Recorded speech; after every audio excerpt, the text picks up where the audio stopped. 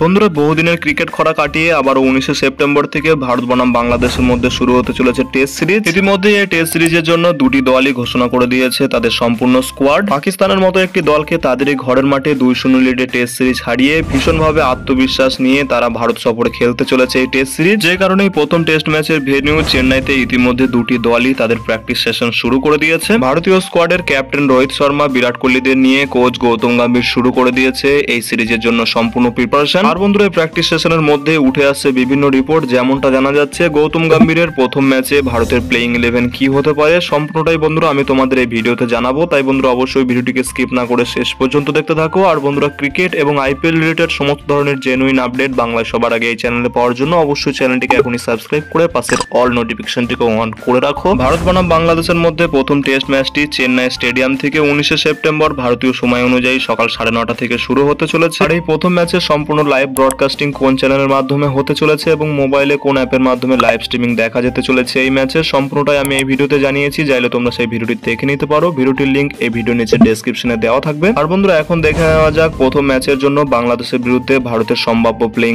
একাদশ কি হতে পারে। ভারত এই টেস্ট সিরিজের জন্য 16 জনের একটি স্কোয়াড ঘোষণা করেছে, যার মধ্যে থেকে প্রথম ম্যাচের জন্য ভারতের শক্তিশালী প্লেইং একাদশ কিছুটা এমন হতে পারে। এখানে ওপেনিং এর কথা বললে অবশ্যই থাকতে চলেছেন ভারতীয় দলের ক্যাপ্টেন রোহিত শর্মা, যিনি ফ্রন্ট থেকে লিড করতে চলেছেন টিমকে, যার সঙ্গে থাকতে চলেছেন ওপেনিং জুটিতে ভারতের সেই বাঁহাতি দুর্ধর্ষ ব্যাটার ইয়াশাসভি জয়সওয়াল। প্রথম ম্যাচের জন্য ভারতীয় দলের নাম্বার 3 পজিশনের কথা বললে সেখানে খেলতে চলেছেন ভারতের ফিউচার স্টার শুভমান গিল। এরপর এই প্লেইং 11 অবশ্যই থাকতে চলেছেন ফ্যাব 4 সেই বিরাট কোহলি। আবারও বহু মাস পর বিরাট কোহলি ভারতের হোয়াইট জার্সিতে ফিরতে চলেছেন। বন্ধুরা তোমরা বিরাট কোহলিকে এই টেস্ট ম্যাচে দেখার জন্য কতটা এক্সাইটেড ভিডিও নিচে কমেন্ট সেকশনে অবশ্যই জানাও। এই 4 জন প্লেয়ারের পর ভারতীয় দলের প্লেইং 11 এ নাম্বার 5 এবং নাম্বার 6 পজিশন নিয়ে সবথেকে বেশি ডিবেট রয়েছে। যদিও বন্ধুরা মনে করা হচ্ছে কেএল রাহুলকেই সুযোগ দেওয়া হতে চলেছে নাম্বার 5 পজিশনে এবং উইকেট কিপার ব্যাটার হিসাবে ঋষভ পান্ত আবারও বহুদিন পর ভারতীয় দলে কামব্যাক করতে চলেছে টেস্ট জার্সিতে। প্রথম ম্যাচের জন্য ভারতীয় দল কিছুটা এমনই 6 জন প্রপার ব্যাটার্স নিয়ে খেলতে চলেছে। এছাড়া অলরাউন্ডারের কথা বললে সেখানে থাকতে চলেছেন অবশ্যই টেস্ট ফরম্যাটের সেই দুজন লেজেন্ড অলরাউন্ডার রবীন্দ্র জাদেজা এবং বন্ধুরা রবিচন্দ্রন অশ্বিন। এই দুজন স্পিন বোলিং অলরাউন্ডার ছাড়া ভারত আরো একজন প্রপার স্পিনারকে এই ম্যাচের জন্য খেলাতে পারে, যেখানে বন্ধুরা ফিঙ্গার স্পিনার কুলদীপ যাদবকে খেলাতে চলেছে ভারতীয় দল এই ম্যাচে। এরপর বন্ধুরা বাংলাদেশের বিরুদ্ধে প্রথম টেস্ট ম্যাচের জন্য ভারতীয় দলের প্লেইং 11 থাকতে চলেছেন দুজন পেসার, যেখানে বন্ধুরা নাম্বার 9 পজিশনে বাংলাদেশের বিরুদ্ধে প্রথম টেস্ট জার্সিতে খেলতে চলেছেন